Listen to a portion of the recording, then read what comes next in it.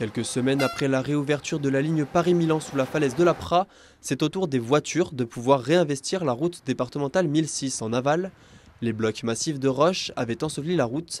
Ces derniers ont dû être purgés et retirés avant de pouvoir refaire la chaussée. Il y a le merlon de protection qui est au-dessus de la voie ferrée qui est à côté de nous.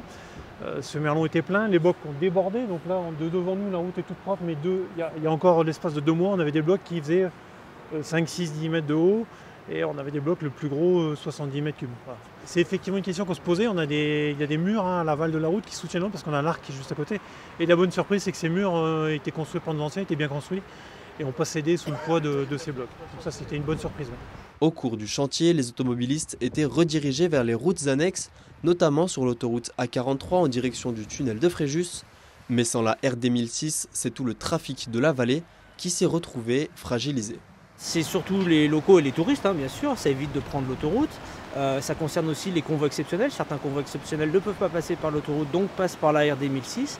Et puis cette route, elle est indispensable en cas d'incident sur l'autoroute. On l'a vu il y a quelques semaines avec la fermeture du tunnel d'Orel. La route RD 1006 était fermée, et ça paralyse complètement le trafic sur la Maurienne.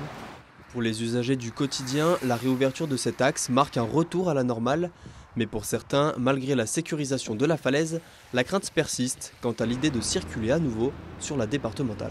Ça fait du bien, parce que du coup c'était un peu long. En plus là, depuis quelques temps, on faisait un détour dans la montagne. Donc ouais, ça fait plaisir. J'aurais préféré qu'il reste fermé. Ouais. Pourquoi ? Parce que c'est plus sûr de passer par l'autoroute. Aller sous la falaise, voir si c'est pas dangereux là-bas.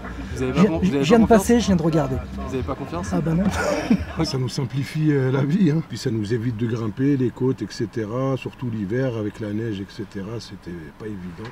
La réouverture de la RD 1006 marque aussi la fin de la gratuité sur l'autoroute A43, appliquée le temps des travaux.